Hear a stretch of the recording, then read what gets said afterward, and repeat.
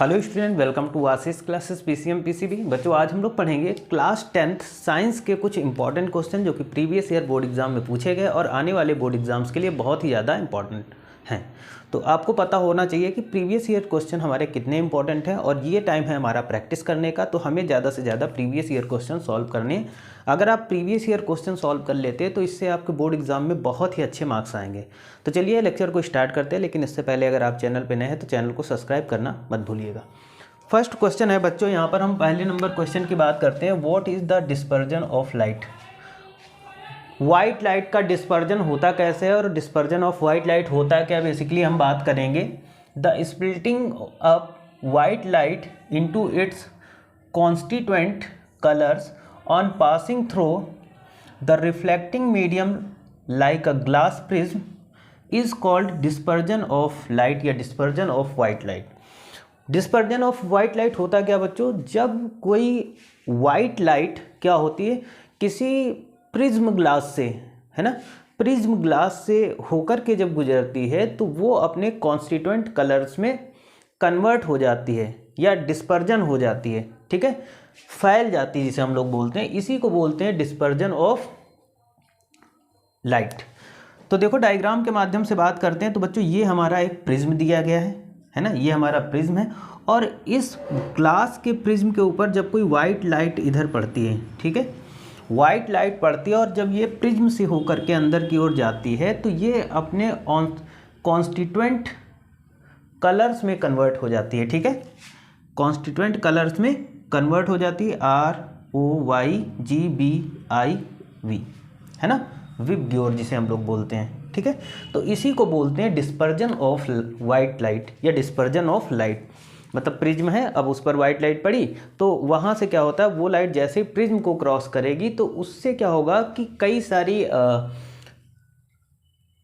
Constituent colours में वो convert हो जाएगी, यानी 7 रंग के कलर, 7 टाइप्स के कलर यहाँ पर आपको देखने को मिलेंगे। ठीक है, तो इसी को बोलते हैं हम लोग dispersion of light. The next question is and the very very important, ये वेरी वेरी इंपॉर्टेंट क्वेश्चन है।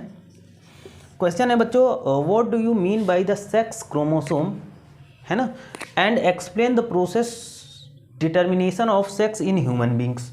सेक्स क्रोमोसोम क्या है और ह्यूमन बींग में उसे डिटरमाइन करना है हमें। चलो हम लोग पढ़ते हैं। सबसे पहले बात करेंगे कि each diploid cell of human being including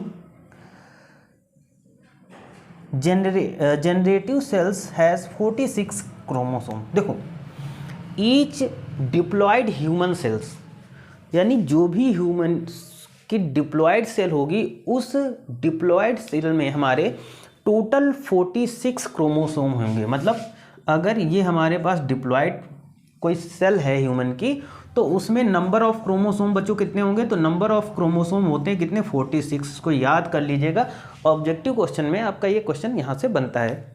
ठीक है, कि किसी डिप्लॉयड सेल में नंबर ऑफ क्रोमोसोम कितने होते हैं, तो 46 होते हैं। ठीक है, आगे बात करते हैं। There are 22 pairs of autosome and 1 pair of sex chromosome. अब इसमें क्या होता है कि बच्चों इसमें देखो 22 ऑटोसोम होते हैं और एक क्या होता है, सेक्स क्रोमोसोम होता है। मतलब ये 22 ऑटोसोम होंगे और एक क्या होगा, एक सेक्स क्रोमोसोम होगा जो जेंडर को इंडिकेट करेगा कि आने वाली जनरेशन क्या होगी, मेल होगी या फीमेल होगी।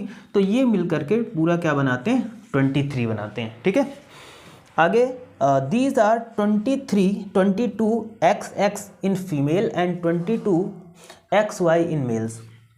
बच्चों क्रोमोसोम की बात करते हैं तो देखो यहाँ पर अगर मेल की बात करेंगे तो मेल में क्या होता है, 22 ऑटोसोम प्लस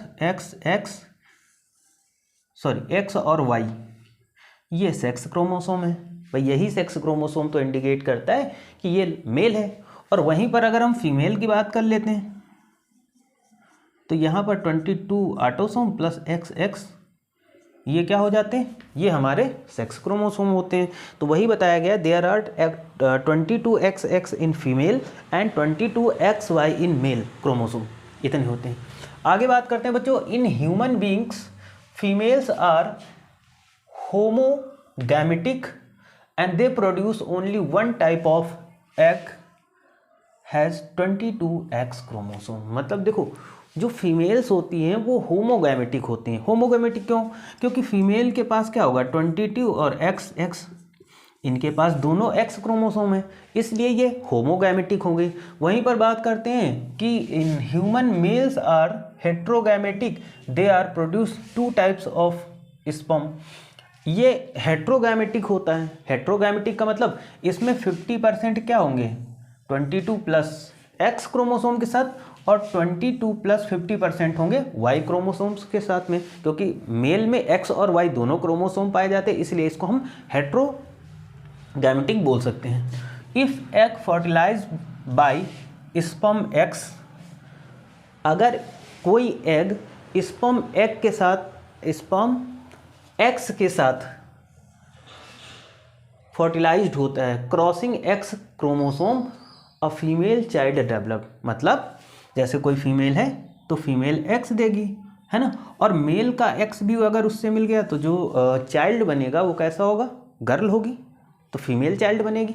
वहीं पर क्या बताया गया बच्चों, इफ़ एग फर्टिलाइज बाई, यहाँ पर हाँ, but if egg is fertilise by Y chromosome, Y type chromosome, अगर कोई फीमेल एग Y टाइप के क्रोमोसोम के साथ फर्टिलाइज्ड होती है तो द बॉय डेवलप्स, तो वहाँ पर क्या बनता है, लड़का बनता है। ये आपको पता होना चाहिए।